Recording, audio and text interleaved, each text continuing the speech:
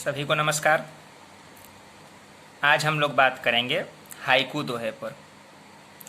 आप लोगों को शीर्षक देखकर लग रहा होगा कि मैं हाइकू और दोहा दोनों के बारे में आज बात करूंगा, तो ये सही भी है और गलत भी है।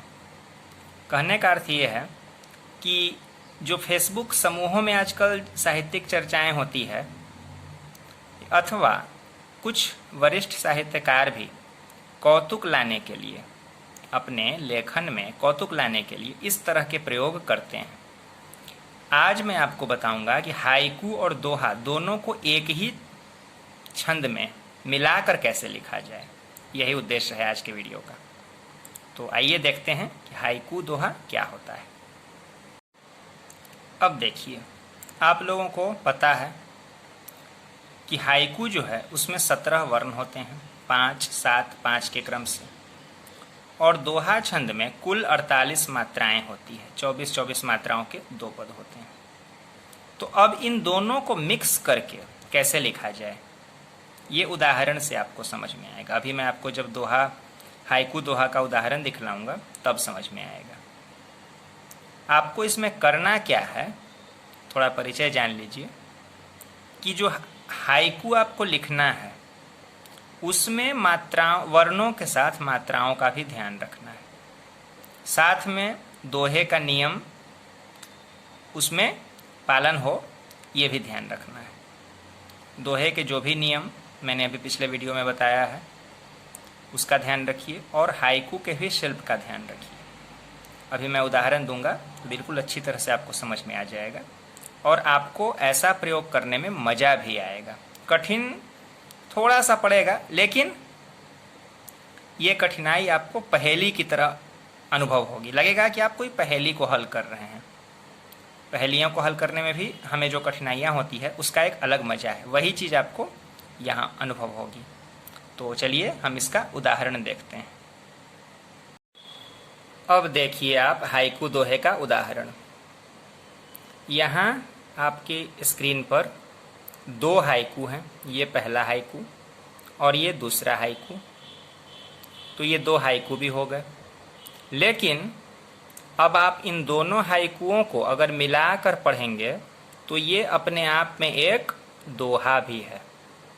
प्यासी धरती खग दुखित, रोते बढ़ती भूख, मिटते प्राणी है चकित, नाहर घटा रसूख। ये एक दोहा हो गया।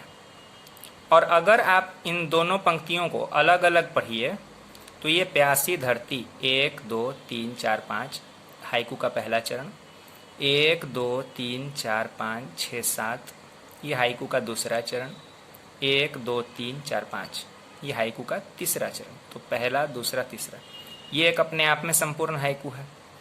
ये उसी तरह से आप हाइकू के नियमों के अनुसार इस पंक्ति को देखिए, ये अपने आप में एक संपूर्ण हाइकू है।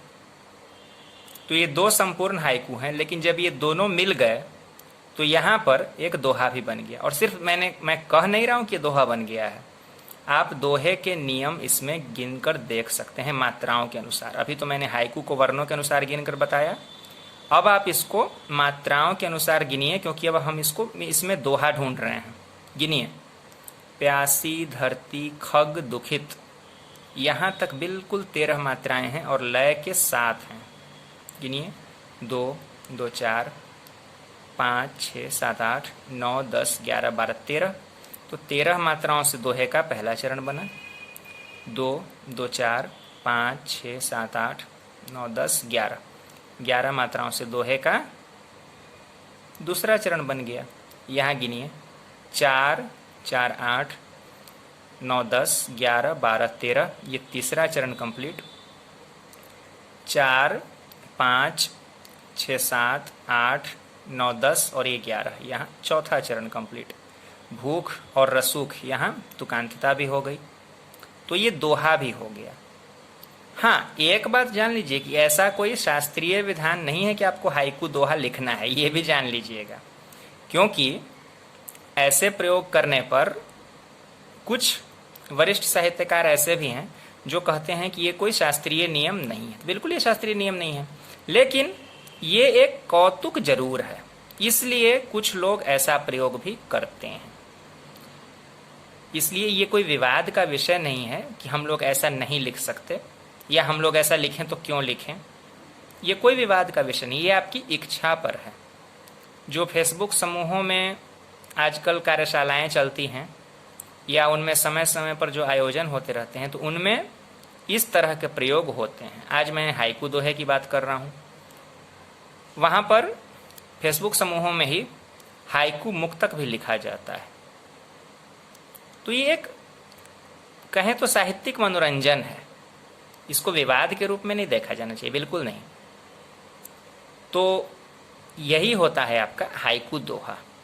इसमें आप अपनी कल्पनाशीलता के अनुसार, अपनी रचनात्मकता के अनुसार जितना सुंदर इसमें आप अपने भावों को भर सकें, जितने सुंदर तरीके से अपने भाव को भर सकें, उतना ही यह हाइकू दोहा अच्छा बनेगा। एक और हाइकू दोहा देख लीजिए। देखिए दूसरा दोहा, देखिए दूसरा हाइकू दोहा। सावन आया खिल उठी बगिया मस्त मयूर, जगी उमंगे प्रीत की रिमझिम चढ़ा सुरूर। इसमें भी आप देख पा रहे हैं दो हाइकू हैं, दो स्वतंत्र हाइकू हैं और दोनों मिलकर दोहा बना रहे हैं। अभी मैंने आपको इसमें वर्णों और मात्राओं को गिनने का तरीका ही बता दिया, तो आप इसको खुद से गिन कर देखिए। आशा है ये विधा आप लोगों को अच्छी लगी होगी। चैनल को सब्सक्राइब जरूर कीजिएगा अगर अभी तक आपने सब्सक्राइब नहीं किया है तो, और वीडियो अच्छा लगा हो तो लाइक भी कर दीजिएगा। अगले वीडियो में हम लोग फिर मिलते हैं किसी नए विषय के साथ।